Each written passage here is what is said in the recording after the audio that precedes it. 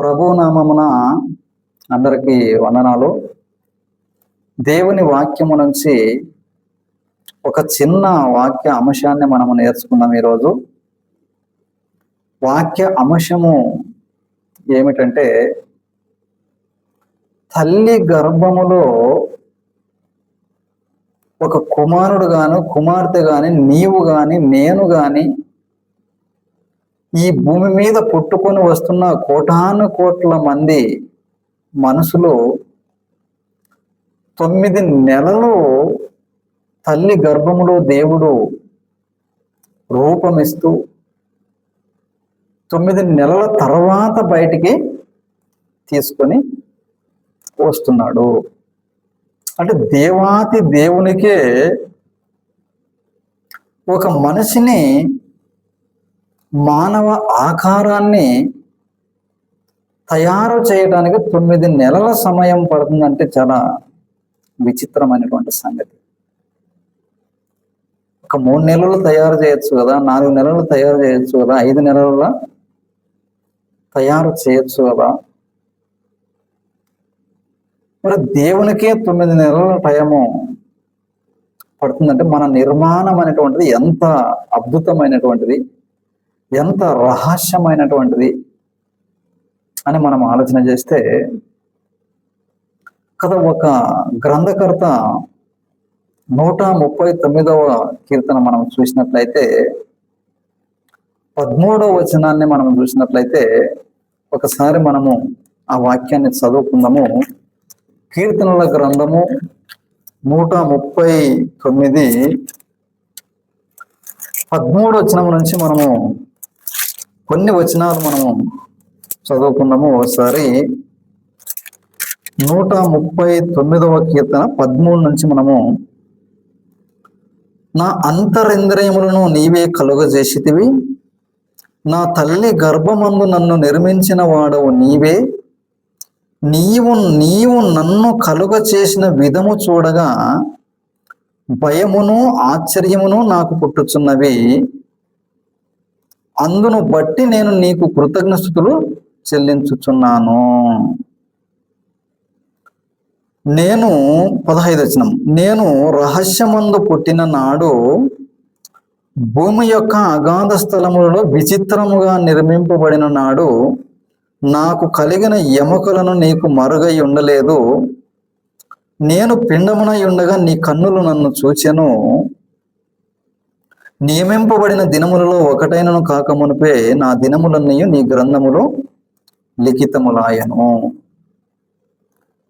కదా, ఎంత నా యొక్క నిర్మాణాన్ని చూస్తే భయమును ఆశ్చర్యమును నాకు పుట్టుచున్నవి అని అంటాడు. ఇక్కడ మనం చూసినట్లయితే ఎందుకు దేవునికి అంత సమయము పడుతుంది అని ఒకవేళ మనం ఆలోచన చేసినట్లయితే,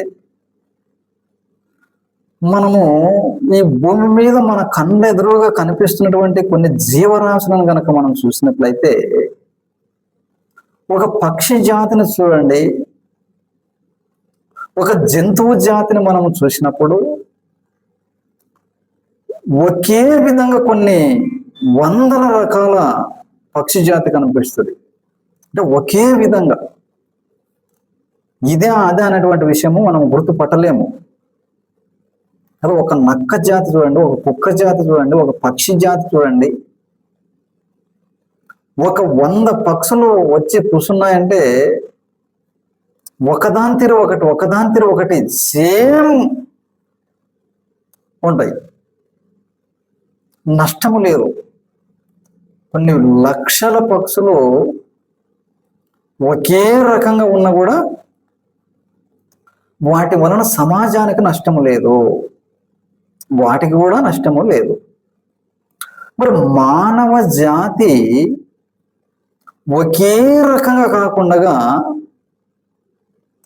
ఒక వ్యక్తి రూపం ఇంకొక వ్యక్తికి రాకుండా ఆయన జాగ్రత్త తీసుకుంటుంటారు 9 నెలలు అని మనము స్పష్టంగా చెప్పగలం కదా. ఎంత విచిత్రం చూడండి. కీర్తనల గ్రంథం 119వ అధ్యాయము 73వ వచనంలో మనం చూసినట్లయితే ఎందుకు దేవునికి ఇంత సమయం పడుతుంది అని మనం ఆలోచన చేస్తే, ఈ భూ ప్రపంచములో ఒక వ్యక్తి భూమి మీదకి వచ్చిన తర్వాత అలాంటి వ్యక్తి మరి ఇంకొకడు రాకూడదు. ఏదో కదా, ఒకే దగ్గర కళ్ళు వచ్చినా, ఒకే దగ్గర ముక్కు వచ్చినా, ఒకే దగ్గర పెదవులు వచ్చినా, ఒకే దగ్గర చేతులు వచ్చినా, వాని రూపము, వాని తత్వము, వాని పరిస్థితులు, వాని మాట విధానము వేరే రావాల. మరి ఆ వ్యక్తి మాట్లాడినట్లే మనము మాట్లాడితే చాలా గందరగోళ పరిస్థితి జరిగే అవకాశము ఉంది కదా. ఈరోజు మనం చూసినట్లయితే ఒక వేలిముద్ర కావచ్చు, ఆధార్ కార్డు మనము గుర్తించాలంటే కన్నుగుడ్డు, అంటే ఎంతమంది కన్నుగుడ్లు ఉండవో, నీకు ఉన్నది నాకు లేదు, నాకున్నది నీకు లేదు, ఇలా మనం లెక్కేసుకుంటే ఈ భూమి మీద చనిపోయిన వాళ్ళు కాక మనం బ్రతికిన వాళ్ళే దాదాపు 800 కోట్ల మంది జనసంఖ్యని చెబుతూ ఉన్నారు. మరి వీళ్ళందరికీ ఒకే రకమైనటువంటి మాట అనేటువంటిది కదా. నీవు మాట్లాడితే నీ స్వరం వేరే ఉండాలా, ఇంకొకడు మాట్లాడితే ఇంకొక స్వరం వేరే ఉండాలా కదా. ఒక పక్షి అరుస్తుందంటే ఇది ఫలానా పక్షి అరుస్తుందని చెప్పగలమా? చెప్పలేము. పక్షి జాతి, ఈ పక్షి అరిసిన అదే విధంగా ఉంటది, ఇంకొక పక్షి కదా, ఈ కర్ణాటకలో ఉన్న పక్షి అరిసిన ఒకే విధంగా ఉంటది, తెలంగాణలో ఉన్న పక్షి అరిసిన ఒకే విధంగా ఉంటది. ఒక కాకి ఆంధ్రప్రదేశ్లో అరిసిన కావు కావే, తెలంగాణలో అరిసిన కావు కావే, కర్ణాటకలో అరిసిన కావు కావే. ఒక కుక్క జాతిని మనం తీసుకున్నట్లయితే అది కూడా ఒకే అరుపే. మరి అదే ఒక మనిషి ఒక వీధిలోన ఒకవేళ అరుస్తున్నాడంటే ఇది మావోని గొంతు, ఇది ఇలాంటి గొంతు ఇక ప్రపంచంలో ఎవరికి లేదు, ఆడ అరిసేది మావోంది, దాన్ని నాకు ఖచ్చితంగా గొంతు అని మనం అంటాం కదా. ఆ మాట తీరు కానీ, ఆ వ్యక్తి రూపురేఖలు కానీ, ఇవన్నీ మనం ఆలోచన చేసినప్పుడు దేవుడు ఎంత విచిత్రంగా ఒక మనిషిని తీసుకొని వస్తున్నాడు బయటికి. 800 కోట్ల మంది చనిపోయిన వాళ్ళు కాకుండా బ్రతికి ఉన్నవాళ్ళు 800 కోట్ల మంది. అంటే ఇప్పుడు 8 ఇంకొకటి ఈ రోజే పుట్టాడు, ఒక తల్లిగారు నుండి బయటికి వచ్చాడంటే భూ ప్రపంచంలో ఉన్న 800 కోట్ల మందికి లేని ఆకారం మనకి రావాల. ఈ 800 కోట్ల మందికి లేని ఒక ధని వానికి రావాల, కొత్త టోన్ వానికి రావాల. ఇది అద్భుతం. మానవ జన్మ అద్భుతం అంటే ఇది. వానికి రూపము వేరే రావాల. వానికి ఆధార్ కార్డు చెక్ చేస్తే వానికి సపరేట్ వానికి రావాల, లేకుంటే చాలా ఘోరాలు జరిగిపోయే అవకాశము ఉంది. మరి నీకున్నటువంటి ఒక కుక్కల తీరు కానీ, ఒక కాకి రకం కానీ, ఒక పక్షుల రకం కానీ, మరి అందరికీ ఒకే రకమైన టోన్ ఇచ్చనుకో దేవుడు, మరి ఫోన్ చేసి మాట్లాడితే మరి ఎవరు మాట్లాడతారు అనేటువంటి విషయము ఎలా అర్థమవుతుంది? చాలా నష్టము జరుగుతుంది సమాజానికి. మరి రూపం కూడా అందరికి ఒకే రకమైన రూపం వస్తే కదా, ఇప్పుడే ఒకరిదని ఒకరు మాట్లాడి కొన్ని మోసాలు చేసుకున్నటువంటి అవకాశం ఉంది. మరి అందరికి ఒకే రకమైన ఏలుముద్ర వస్తే కదా, మరి అందరికి ఒకే రకమైన ఏలుముద్ర వస్తే మరి మా తండ్రికి వచ్చే పెన్షను నాన్న కూడా కాజేయచ్చు. మరి అతనికి నాకు ఒకే ఏలుముద్ర ఉంటే ఏంది కదా. లేదు లేదు లేదు, ఆయనకు వచ్చినటువంటి సొమ్ము ఆయనే తీసుకున్నలా, ఆయన ఏలు పెడితేనే వస్తుంటే దేవుడు ఎంత విచిత్రంగా ఈ నిర్మాణాన్ని చేపట్టుకున్నాడు తల్లి గర్భములో. ఎంత విచిత్రం, ఎంత విచిత్రం. కదా. ఒకసారి మనము 119వ అధ్యాయము 73వ వచనం చదివితే, ఆ దేవునికే అంత సమయం పడుతుంది ఈ మానవ ఆకారము ఈ భూమి మీదకి కొత్త ఆకారముతో రావాల. మరి ఏ రోజైనా దేవుడు మరి నన్ను ఈ విధంగా తీసుకొని వచ్చాడు కదా, ఏ రోజైనా ఆలోచన చేసి ఆ యొక్క దేవుని కృతజ్ఞతలు చెల్లించావా? 139వ కీర్తనలో కీర్తనకారుడు ఆ 13వ వచనం నుండి మనం చూస్తే, నన్ను కలుగ చేసిన విధము చూడగా నాకు భయమును ఆశ్చర్యమును నాకు పుట్టుచున్నవి.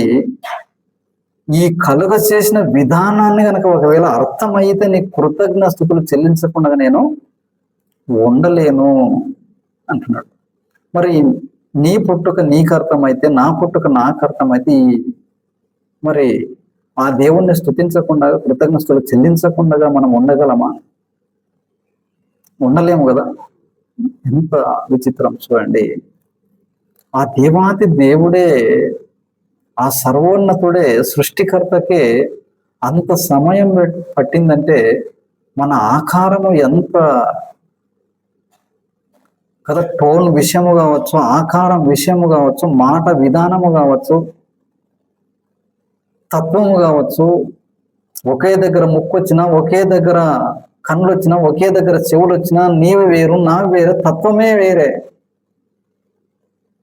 ఏమాత్రం మిస్టేక్ కాకుండా ఇన్ని కోట్ల మందిని ఏ విధంగా ఒకరికి లేనిది ఇంకొకరికి ఒకే రకం దగ్గరనే మనకు అన్ని అవయవాలు వస్తున్నప్పటికీ, మన నీ తత్వం వేరే, నా తత్వం ఇవి ఆలోచిస్తేనే మానవ ఒక మైండ్కి అంతు చిక్కినటువంటి విషయం కదా. ఎంత విచిత్రం చూడండి. ఒకసారి చూద్దాం చూడండి. 73వ వచనం 119వ కీర్తనకారుడు ఏమంటారు చూడండి ఇక్కడ. నీ చేతులు నన్ను నిర్మించి నాకు రూపు ఏర్పరచెను. నీ చేతులు కదా, ఎంత విచిత్రం. నీ చేతులు నన్ను నిర్మించి నాకు రూపం ఏర్పరచను. దేవుని చేతులు రూపించి రూపాన్ని ఏర్పరుస్తున్నవి. తల్లి గర్భంలో నేను పిండమునై ఉండగా నీ కన్నులు నన్ను చూసినంటే, భూమి మీద పుట్టుకొని వచ్చిన ఇప్పటికే ఎన్నో ఆకారాల కాకుండా ఈయన కొత్త ఆకారము తీసుకొని రావాలా అని దేవుడు ప్రతిరోజు ఏమాత్రం మిస్టేక్ కాకుండా కొత్త ఆకారం అనేటువంటిది ఏర్పడాలంటే 9 నెలలు పడుతుంది. అప్పుడు ఈ ప్రపంచంలో ఎవనికి రాని ఆకారం ఈయనకి వచ్చేది కదా, అప్పుడు బయటకు వచ్చేదానికి అప్పుడు రిలీజ్ చేస్తాడు దేవుడు ఒక మనిషిని బయటికి, తల్లి గర్భంలో నుంచి బయటికి కదా. ఇంత విచిత్రము జరుగుతుందనేటువంటి విషయము ఎప్పుడు మనము అర్థం చేసుకోవాలా? ఎప్పుడు మానవునికి అర్థమవుతుంది? అర్థమైతే ఆయన చేసిన పనిని మనము కదా ఊహించగలము కదా. ఇంకా మీకు అర్థం కాని ఒక విషయం చెప్తా చూడండి. ఒక ఇంజనీర్ దగ్గరికి ఒక వ్యక్తి ఒక బిల్డింగ్ నిర్మించాలని ఒకవేళ మనము వెళ్ళినప్పుడు, ఆ యొక్క ఇంజనీర్ ఏం చేస్తాడంటే ఒక ఆకారాన్ని గీసి ఒక బ్యానర్ మీద గీస్తాడు కదా. గీసి నీ బిల్డింగ్ ఇలా తయారైతే చూడని చెప్తాడు. డిజైన్ గీసి ముందుగానే ఇస్తాడు అన్నమాట. మరి ఈ గీసినటువంటి ఇంజనీరు ఈ బిల్డింగ్ ఇన్ని అంతస్తులు ఉంటుంది, దీనికి ఇన్ని పిల్లర్లు పడుతుంది, ఇంత సిమెంట్ పడుతుంది, ఇంత కడ్డీ అవసరము, ఇంతమంది కూలీలు అవసరము, దాదాపు ఇంత అమౌంట్ దీనికి ఖర్చు అవుతుంది అని కూడా తయారవుతాయి. ఈ విధంగా తయారవుతుందని మ్యాప్ వేసి చూపించి 2 సంవత్సరాలకు 3 సంవత్సరాలకు అది మనిషికి కనపడేటువంటి ఆకారంలోనికి వస్తుంది ఆ బిల్డింగ్. అంటే కనపడినప్పుడు అప్పుడు ఏ ఇంజనీర్ దీనికి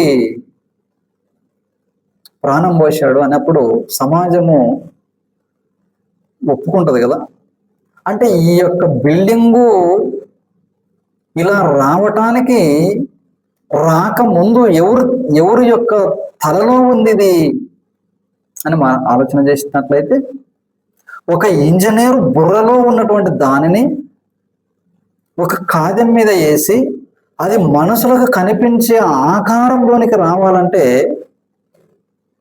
ఏ విధంగా అయితే సమయం పడుతుందో, 2 సంవత్సరాలు, 3 సంవత్సరాలు, 4 సంవత్సరాలు ఈ విధంగా పడుతూ ఉంటుంది కదా సమయము.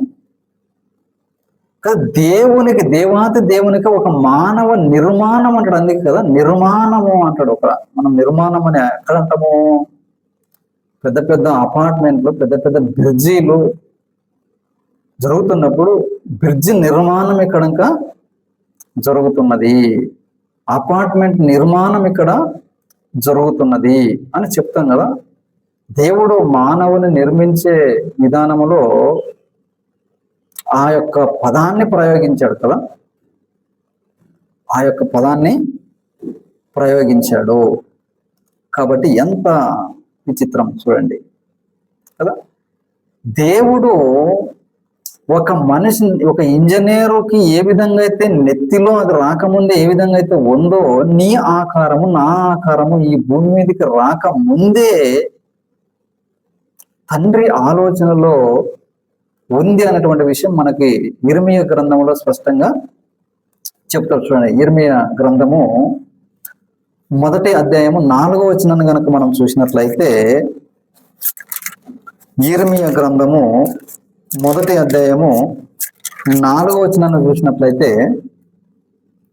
యెహోవాకు నాకు ప్రత్యక్షమై ఇలాగు సెలవిచ్చెను కదా. యెహోవాకు నాకు ప్రత్యక్షమై ఇలాగు సెలవిచ్చెను, గర్భములో నేను నిన్ను రూపింపక మునుపు కదా, రూపింపక మునుపే నిన్ను ఎరిగితిని, నీవు తల్లి గర్భము నుండి బయట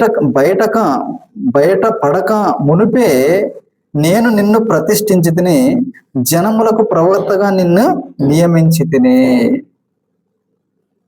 గర్భములో నిన్ను రూపింపక మునుపే నీకు ఇలాంటి ఆకారం వస్తుంది, ఇలాంటి ఎత్తు కలిగి ఉంటావు, ఇలాంటి ఆకారం నీకు వస్తుంది, నిన్ను ప్రవక్తగా నిన్ను చేస్తాను అనేటువంటి విధానం ఇక్కడ చెప్తారు. చూడండి ఎంత అద్భుతం, చూడండి ఎంత విచిత్రం కదా. అంటే ఒక ఇంజనీర్ మైండ్ లో ఏ విధంగా అయితే ఒక అపార్ట్మెంట్ కావచ్చు, ఒక బ్రిడ్జి కావచ్చు, ఒక బలమైనటువంటి కట్టడాలు ఏ విధంగా అయితే ఉంటావో, పరలోకమందు ఉన్న దేవుని యొక్క ఆలోచనలో, దేవుని యొక్క తత్వములో మనిషి ఆకారము నిర్మాణము ఉండయి. మనము గాలికి వచ్చినటువంటి వాళ్ళము కాదు, గాలికి వచ్చినటువంటి వాళ్ళము కాదు.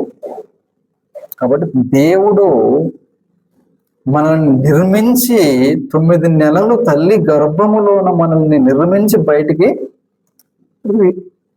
రిలీజ్ చేస్తాడు. ఎప్పుడు మనం తెలుసుకుంటాం మరి ఈ విషయాన్ని? ఎప్పుడు మనం ఊహించగలము? తినుకుంటూ, తాక్కుంటూ, ఆడుతూ, పాడుతూ, జీవితానికి అర్థము లేకుండా ఈ లోకములోన జీవిస్తూ ఉండినప్పుడు ఇది కాదు జీవితం. అందుకొరకు ఈ భూమి మీదకి నీవు రాలేదు. దేవునికి ఒక ప్రణాళిక ఉంది. ఆ ప్రణాళిక ప్రకారంగా ఒక మనిషిని 9 నెలలు తల్లి గర్భంలోన నిర్మించి వానికి అవయవాలు ఇచ్చి కదా, ఈ రోజు ఈ విధమైనటువంటి స్థితిగతులు తల్లి గర్భంలో జరుగుతున్నవని చూస్తూ కదా, పిండమున ఈ ఉండగా నీ కన్నులు నన్ను చూసెను అని ప్రతి తన యొక్క గ్రంథములో లిఖితములో చేసుకుంటూ 9 నెలల తర్వాత మనల్ని బయటికి తీసుకుని వస్తున్నాడంటే మన జన్మ వెనక ఎంత రహస్యము జరుగుతుంది, ఎంత ప్రణాళిక జరుగుతుంది అనేటువంటి విషయము ఎప్పుడు ఈ మానవ జాతికి అర్థమవుతుంది అనేటువంటి విషయాన్ని కనుక మనం ఆలోచన చేసినట్లయితే ఎంత అద్భుతమైనటువంటి సంగతి కదా. అందుకే భయమును ఆశ్చర్యమును నాకు పుట్టుచున్నది అని అంటాడు. ఎంత విచిత్రం, అద్భుతం. మానవుని జన్మ అద్భుతమైనటువంటిది. అది ఎంత విచిత్రం. ఒకసారి మనము కీర్తనల గ్రంథం చూసినట్లయితే దొరుకుతుందో దొరకదో ఒకసారి చూసుకునేటువంటి ప్రయత్నము చేద్దాము. కీర్తనల గ్రంథము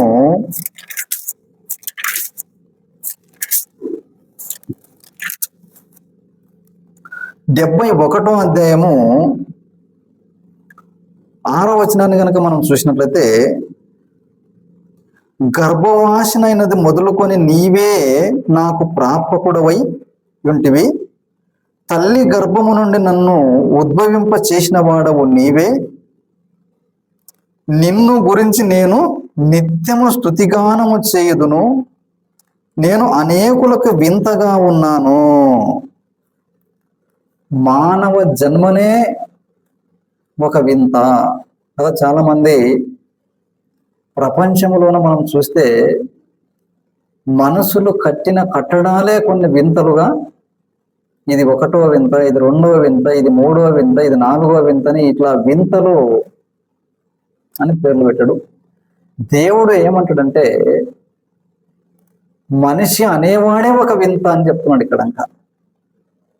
కానీ ఇది మన జన్మ గురించి, మన తత్వం గురించి, మన మాటను గురించి, మన యొక్క రూపము గురించి మనము ఆలోచన చేస్తే, లోతుల్లోనికి ఆలోచన చేస్తే ఎంత అద్భుతమైనటువంటి నిర్మాణం మనది. ఎప్పుడు మనం అర్థం చేసుకోవాలి. మరోసారి చదువు చూడండి. 6వ వచనం, 71వ కీర్తన 6వ వచనం.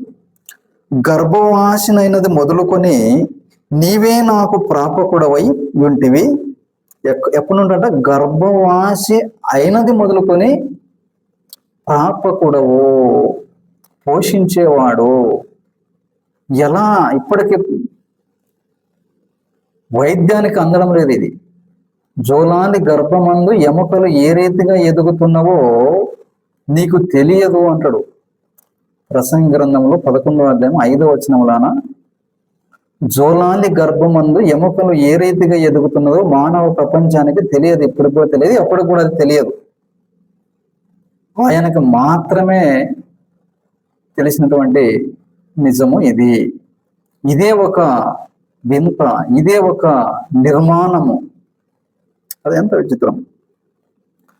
తల్లి గర్భము నుండి నన్ను ఉద్భవింప చేసిన వాడవు నీవే, నిన్ను గురించి నేను నిత్యము స్తుతిగానము చేయుదును, నేను అనేకులకు ఒక వింతగా ఉన్నాను. నేనే ఒక వింత. ఎంత విచిత్రం కదా. నిర్మించిన వాడు, తల్లి గర్భములో నిన్ను నిర్మించి రూపం ఇచ్చి చేసినటువంటి దేవాతి దేవుడు మన నిర్మాణం వెనుక ఎంత పని జరుగుతుంది. 9 నెలలు ఆయన రూపం ఇస్తూ, ఆయన చేతులతో మనల్ని ఏర్పరుస్తూ, ఏర్పరుస్తూ 9 నెలల తర్వాత ఈ భూమి మీదకి దేవుడు తీసుకొని వస్తున్నాడు నిన్ని నన్ని. ఎప్పుడు మనము ఆలోచించగలం. కాబట్టి మరి ఈ యొక్క వాక్యం మీకు అర్థం అయ్యిందని నేను భావించుకుంటాను. ఇంకా కొన్ని విషయాలతో మరి ఒక అంశం మీద మనము దేవుని వాక్యాన్ని నేర్చుకునేటువంటి ప్రయత్నము చేద్దాము. మరి ఈ యొక్క ఛానల్ని మీరు సబ్స్క్రైబ్ చేసుకోండి. ప్రతిరోజు ఒక అంశము మనము దేవుని వాక్యం నుంచి మనము నేర్చుకున్నాము. అనేకులకు ఈ యొక్క వాక్యాన్ని చేరవేయండి. అనేకులు విని మన జన్మ ఎంత అద్భుతమైనదా అని నేర్చుకుంటారు, వాళ్ళకి తెలియజేసినటువంటి వాళ్ళం అవుతాము. కాబట్టి మీ వంతు మీరుగా ప్రయత్నం చేయండి. నాకు దేవుడిచ్చినటువంటి తలంతులలో నేను కూడా మీ ముందు ఉంచుతూ ఉన్నాను. కాబట్టి మరి ఇంతవరకు ఓపికతో, సహనముతో వింటున్న మీ అందరికి కూడా ప్రభువు నామమున వందనాలు తెలియజేస్తూ ఈ యొక్క వాక్యాన్ని నేను ఇంతటితో ముగించి సెలవు తీసుకుంటాను. అందరికీ వందనాలు.